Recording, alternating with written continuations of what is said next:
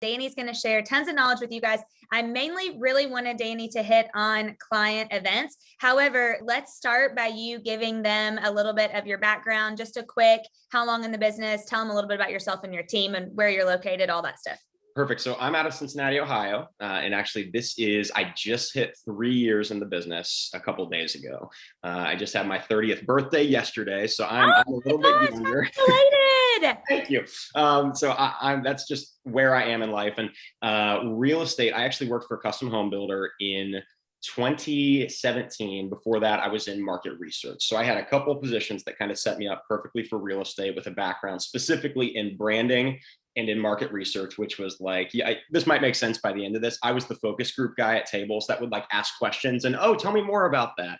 And in-home interviews with people, basically for the Procter & Gamble and Johnson & Johnsons of the world, to help them with kind of broad scoping consumer research. Went from there, a guy at my church actually was a builder, custom builder here in the area that does multi-million-dollar homes.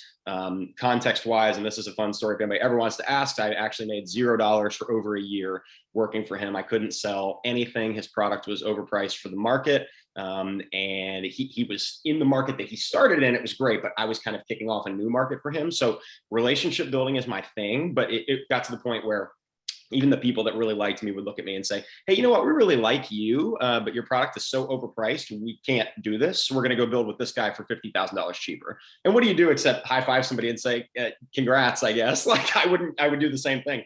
But I met during that time, a realtor who ran a team.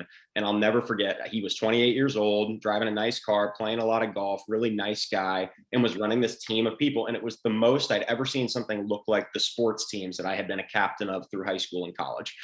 So as a soccer and basketball and baseball guy, I looked at that and thought, that's what I want to do. There are people around that person. So when I started real estate, the goal was never be a powerhouse individual agent. It was always create a brand, create a team, and then bring people in with a like mindset. And God's really blessed that journey. So in 3 years, last year we did 101 deals at like 22, 23 million. This year we're on pace for about 40 million, hopefully more, but that's kind of the pace right now, and maybe 150 to 175 deals. I have a team of 6 now within my exact group, the Barron Group. I have 3 full-time agents, my director of operations, who seriously makes my world go round, and is one of my best friends. He's in my wedding coming up. He's just an amazing guy. And then we have 3 other people on our ops team working as well. So kind of context-wise, we're now 7, and we love doing client events. I'm excited to share kind of the specifics of how that makes the engine run, but I've actually never spent $1 in 3 years on like specific lead gen. I've never paid Zillow $1 or Realtor.com. We've never paid for a lead. So it's all just within the sphere, perking the sphere, and working the actual people within our network to really try to bless them in the process, but also just have a ton of fun with them. So I'll finish with this, and then you can go whatever direction you want. Anything that I do in my business, Dana, there's 2 goals. It needs to make me more trusted, and it needs to make me more fun in the eyes of our people and my people. Because life in real estate, we know this. Anybody listening to this, real estate can be run, your business can be run completely differently from everyone else's. That's the beauty of the industry. You can do it your way, and the way that works best for you. And the way that works best for me is to actually love the people in my sphere, because that's me in real life. Anything short of that, people can tell if it's off-brand or salesy from me. I don't want to sell to anybody. I just actually want to be best friends with everyone and be able to work with them.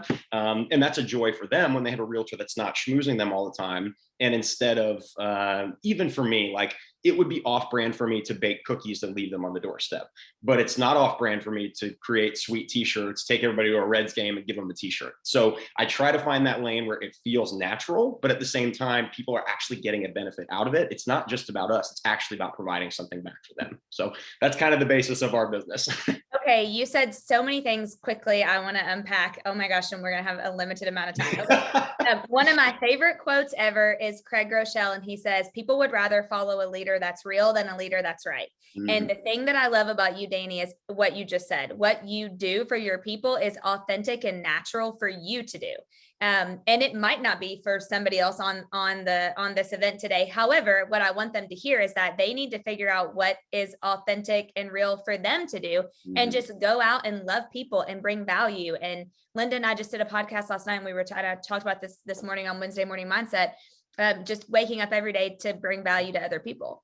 And when you do that, success follows and money follows and everything else comes into place.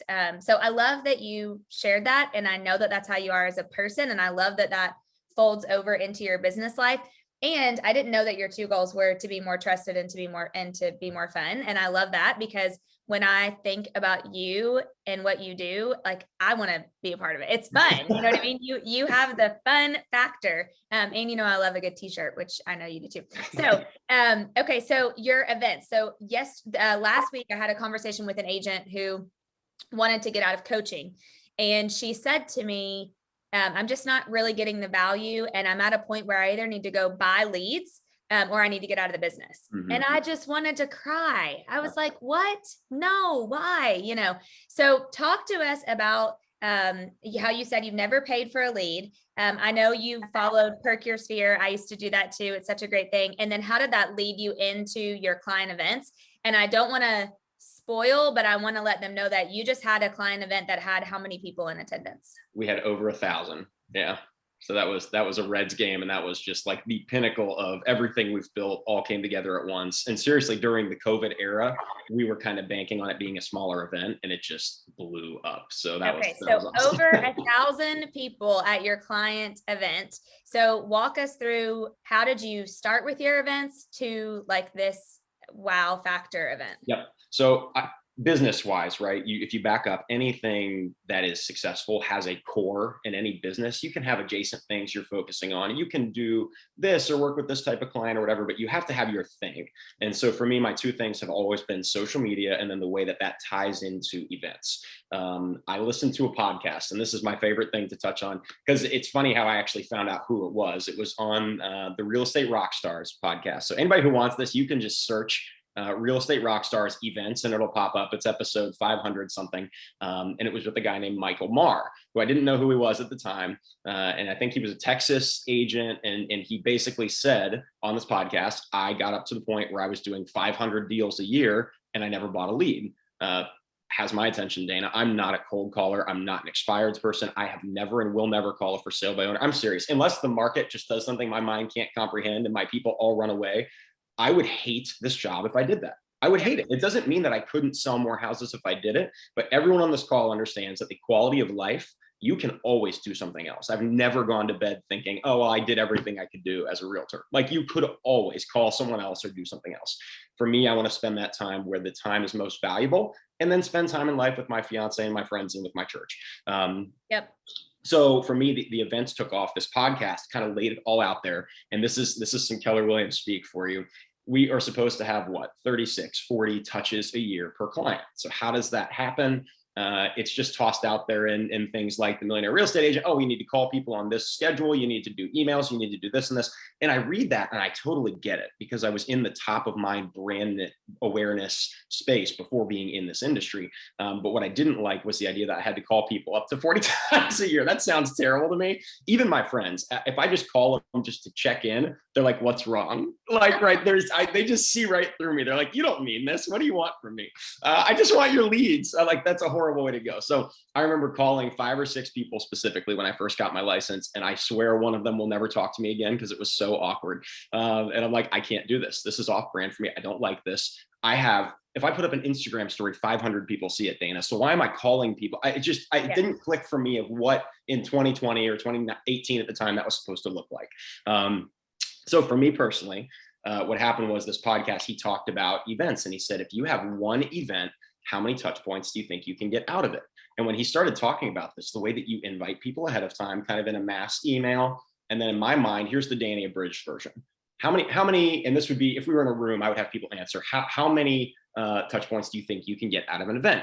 And what I say is easily 10, easily per event. And this was the kicker for me from this podcast. And then I'll kind of go into details of my stuff. He said, the event doesn't actually matter. As a realtor, the event does not actually matter. And I will spin that and say it does, because you can do something amazing for your people and not just a self-serving thing, but actually bless people with an awesome, fun time. But the event in and of itself for marketing does not matter. What matters is the fact that you can send them a Facebook invite to the event, that you can jump into actually calling them with a reason and inviting them and saying, I really want you to be there. You can shoot texts out. You can go ahead and send out an Eventbrite. We RSVP on RSVPify. I throw up Instagram stories. We make a video or two before every single event and put those out. We have a ton of fun with those. I can stop there because everyone can see how you can get 10 touch points per person, mass emails before that event ever happens. If that happens, then you have your event. And in this case, we had 1,000 people. That's incredible. But that took a long time to get there. That was not the start. After the event, you can also follow up with people. This is my greatest advice for anyone doing an event that I messed up my first time. And I'll tell you that in a second. I personally have a photographer and a videographer at every single event, because what they do is capture those things that it won't just last for a moment, but it creates a brand and an element and lasting value for your people and for your own personal pages to be able to share into the world or your website forever. So we have just an events tab on our website now that has a video and photos from every single event we've ever done. People love that. That's a great nugget right there, because you're telling the story. Yep. And we then share all that stuff. People immediately download those photos on Facebook, put them on their personal Instagram and tag us and thank us for taking them. And then their friends are like, who did this? Why were you at a Reds game with a free t-shirt? And who gave you the Cracker Jacks? Like, what just happened? So that entire element, just document it. Just document it. It doesn't need to be the way that I do it. We do a 2 to 3 minute highlight video of every event. And my video guy gets direct instruction from me. Get every single person in this video. If it's 1 second of their face, they will watch it back, and I want them to see themselves, and then they'll never forget. So true. So that piece of it, that follow-up, then think how many more touch points you're getting just out of those photos. If you tag people and then their people see it and ask about it, not to mention people talk about a fun event for the next month afterwards. So I truly think we're in the 10 to 15 touch point per client per event phase for people that actually come or are interested. And then the final piece on that podcast, he's like, great, now do 4 a year, done. Do 1 every 3 months. There's 40 plus touch points. Congratulations. You just did all of your lead generation. You never bugged anybody. And the piece of it, and I'll finish with this and then you can say anything, Dan. He said, you know what people don't get mad about? He said, people don't get mad about an invitation to something. Even if they don't want to come, they're still pumped you invited them. And then they're going to say no right to your face. But they won't forget that they were invited. You know what people do get mad about? When you call and ask them for something. He said, you are no longer asking for something. You are offering something. And when you do that, people won't cringe when they hear your name. And at this point, that podcast was so long ago and so impactful for me. I don't know what is that as a Danny paraphrase versus what he said. But this is the piece. And I mentioned before, I didn't know who he was. Michael Maher wrote the 7 levels of communication. And I didn't know that. And I read that book later on and realized, oh my gosh, this is the same dude. And he's brilliant. And that book is all about sphere building. And even within your network and your business, it talks about like a guy who consistently has lunches with his lenders and his title companies and home inspectors, and people start to naturally send referrals to them. And I'm just telling you, you can't quantify from our events. Like when 1,000 people come to an event and then someone reaches out the next week about buying a house and they were either there or their friend was there, you don't quite know how that worked, of how that got back to them. But I can just tell you right now, that lead generation funnel for us of the events and social media brings in almost everybody. So I'll pause there. And if you have any questions. Okay, yeah, we have some questions. Okay, so Kellyanne wants to know what percentage of RSVPs are actually showing up. So how many are you inviting, and then how many are RSVPing, and then how many Good are question. showing up? So there's 2 pieces to this. Client events for me are not client events. They are events. So this is a lead generation event, which is a clarification.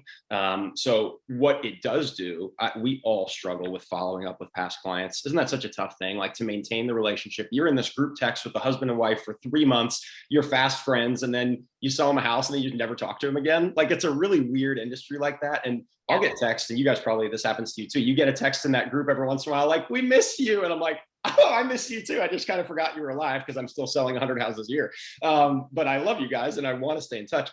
all of those So people true. come to our events. They all come and they see us and they bring their kids and they get their Reds t-shirt and hang out at the game with us and they get to talk to me for 5 minutes. We get a picture together. It's all of the missing factor of I'm not good at dropping apple pies on front porches. I'm just not good at that. Handwritten notes are the death of me. I do them when I have to, but I just can't sit down and crank out 50 a day. It's just not my thing. Some people love that. What I love is a quick loving text message to somebody and a invitation to our event where I actually get to see them. And in my world, are you having 4 a year?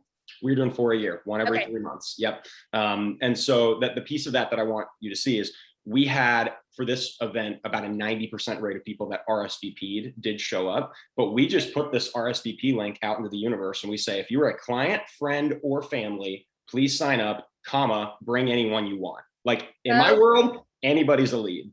Anybody that wants to come to my event, I'll pay the $9 for them to come and they will remember that forever. And even if it's 5 years from now, if they send somebody our way, the payoff is just, it's ridiculous. So, and when we're not paying the $10,000 a month to Zillow and whatever else, the piece for us that I'm like, I'm going to pour money into my people and this generation strategy, as opposed to what I think, Dana, personally will not be a good long-term strategy in the industry is buying leads from somebody.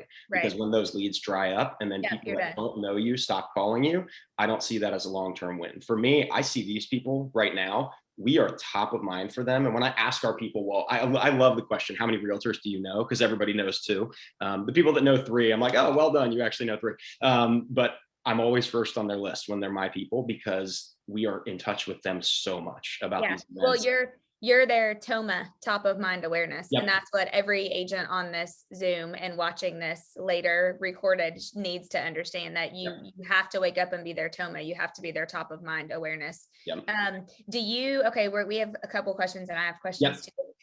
So Susan said, at the events, how much do you make it obvious that it is a real estate event? You kind of touched on, she said, I assume friends come. How do you follow up? She's shy about pushing her brand, etc. What would you say about that? I would say someone else might handle this differently. I once had a lender tell me, he's no longer my partner lender, and you'll know why in 5 seconds. He once said, okay, so at the event, I'll take like 15 minutes and share about, I said, whoa. Let me just stop you there. We're not talking about real estate. It has nothing to do with real estate. It has nothing to do with your lending or my realtor fact. It has nothing to do with anything. And that was back when I was by myself throwing these events before I even had a team.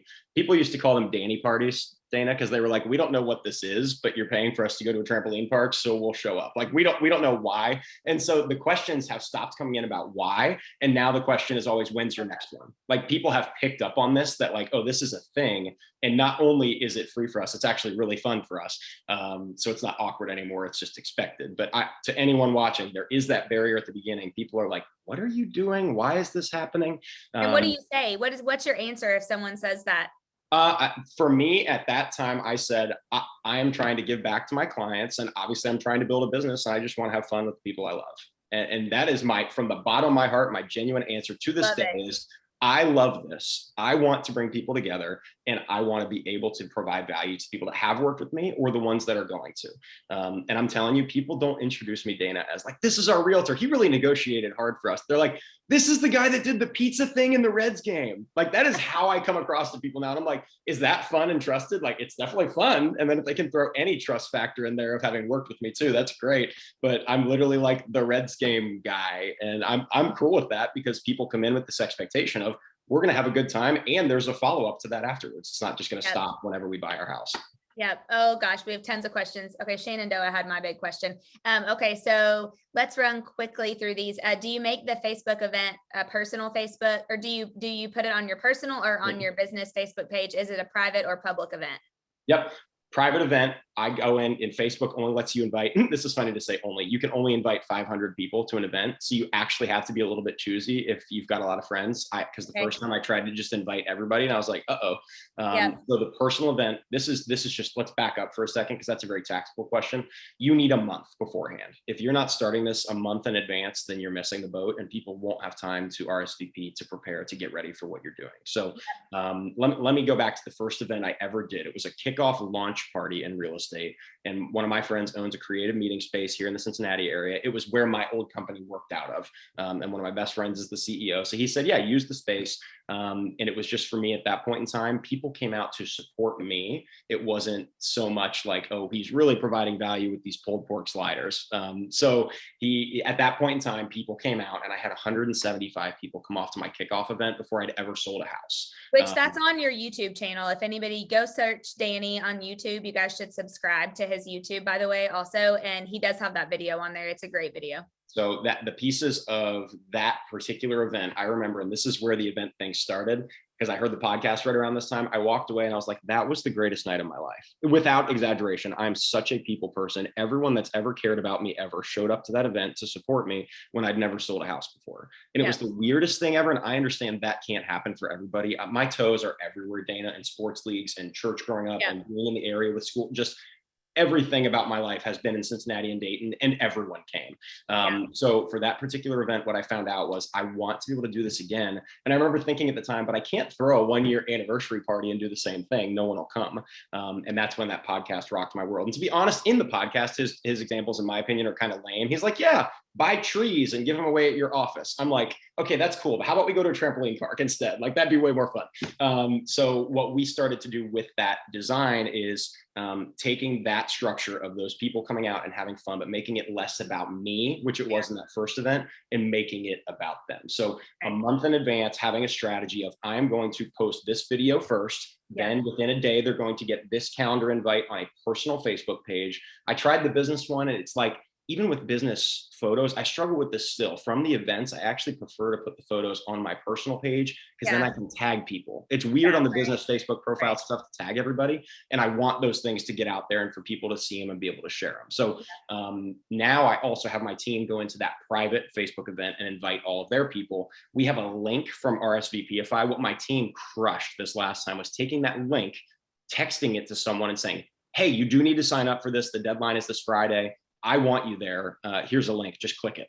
And that link, we have the YouTube video, which was our kind of announcement video. So like for the Reds game, Dana, we go down to the stadium and we film a 1.5 minute video saying, hey, we're out here at the stadium. This is what we're doing. This is the event. This is why we're doing this. We're so excited. We don't care who you are. We want you to come. Just click this link and sign up.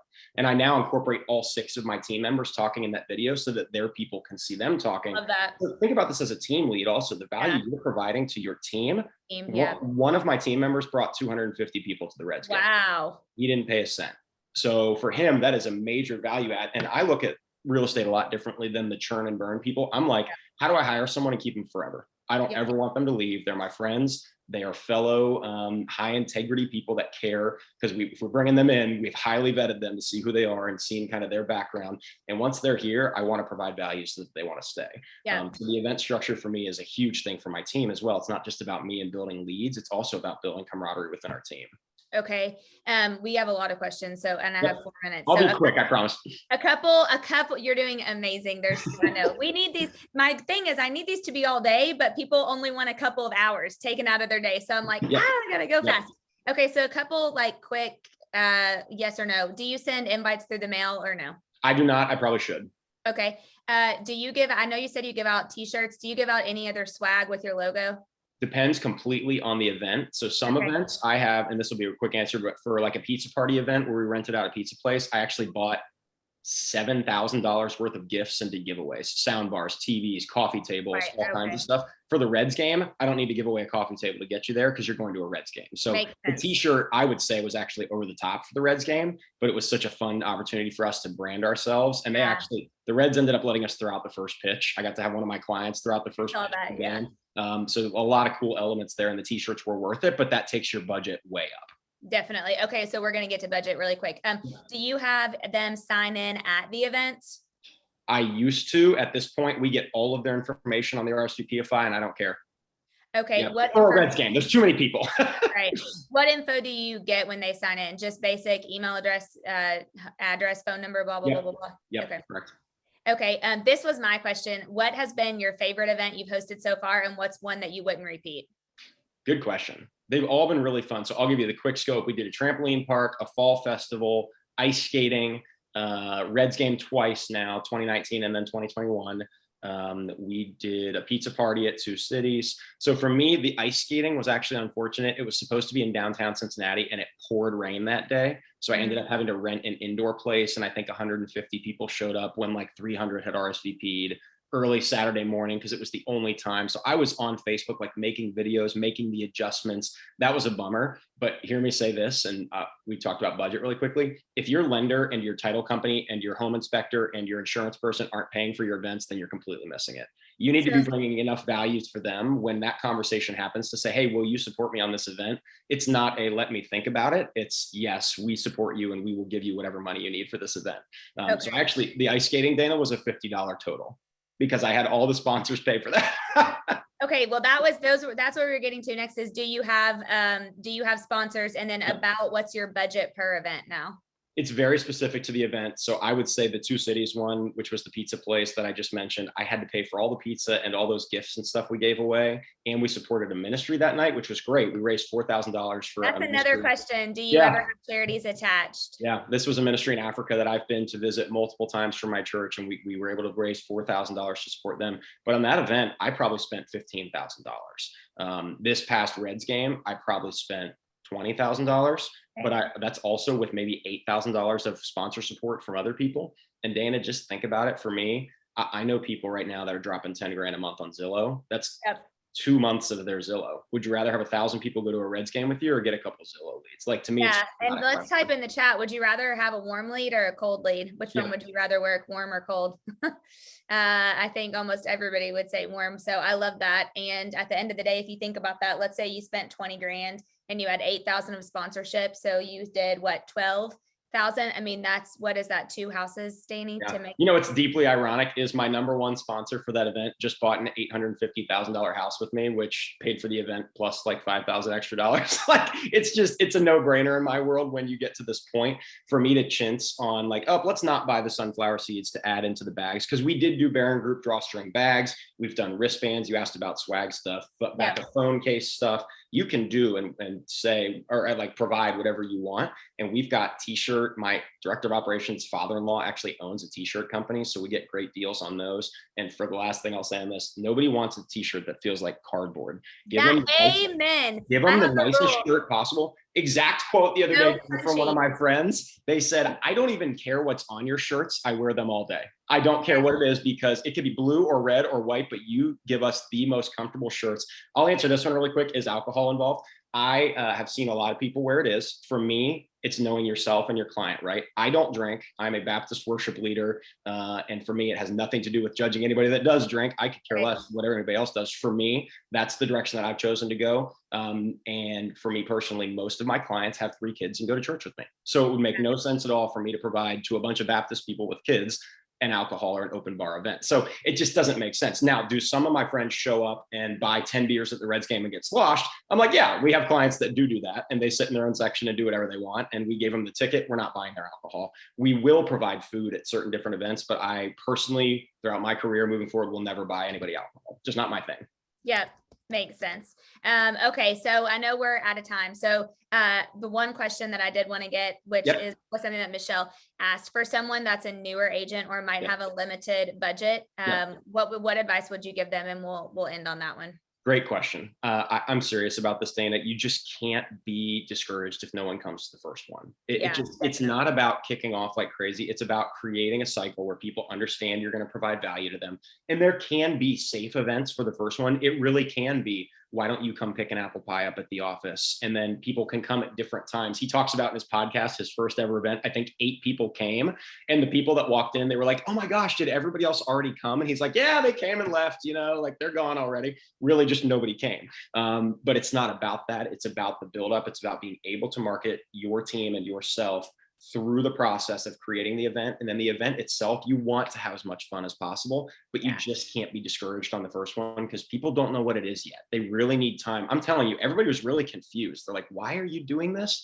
And budget wise, you don't have to break the bank on the first one. The trampoline park, we kind of paid per head. Obviously a Reds ticket is more RSVP and money driven, but taking people ice skating for $6 is just, It's not a huge investment. And if you find some good sponsors, you can spend $50 too on your event. So Yeah. however people want to do it, make it you. Don't watch my videos and try to make it me.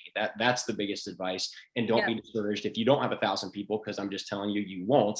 I only have that now because I have 7 people that we've hired specifically because they know a ton of people and they fit into our strategy. So it's a very pointed strategy. So okay, I have one more question and we really sorry. how many leads or referrals have you received since the Reds game? So we put, just from the Reds game alone, we put 323 new emails in our database. Wow. And I think, you ready for this? Even before the Reds game happened, 2 people under contract that met us through the Reds game. Before it even happened. And neither of them were mine. One was Courtney and one was Johnny.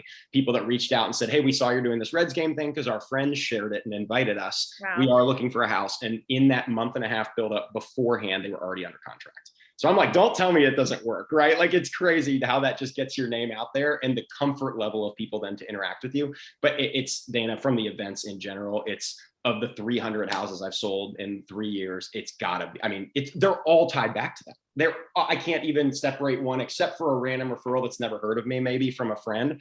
But that friend came to the Reds game. So it's like, it's all so intertwined. It's tough to comprehend, but that's my example for you, is we seriously got contracts before the game even happened. You know, what I'll say too is I don't know if you're feeling this. Well, this could be a little bit to your success of the 1,000 people too. After COVID, people are craving relationship and community more than they ever have. So there is no better time to implement the client events or make what you're doing better or any of those things. And I love this. I'll leave you with this, Dana, too. We've done a really good job, and this isn't a pat on my back, it's the team as a whole. We did a March Madness event that was completely virtual, which gave away items. We bought a ton of items between $300 and $500, like the Roomba, the ping pong table. And we did a giveaway where people shared our post each week. It was a 5-week event through March. I love that. And we had like 700 people sharing our stuff on Instagram. So you don't even have to go out and have an event. You can do something like that. And I wish I had more time to talk specifically on social media, but that piece, we'll bring you dive back into our stuff. Yeah, if you dive into our stuff too. We'll bring you back. Danny, would you care to just stick around for like 2 minutes and answer any more questions that pop up in the chat? Thank you so much, you guys. Let's give Danny some love in the chat. I know lots of you already have, but I would want to interview every week because you do such a great job. Thanks, thank you for sharing and for all that you do. And I just appreciate you so much. No crunchy t-shirts. Just remember that. No crunchy t-shirts. Nope.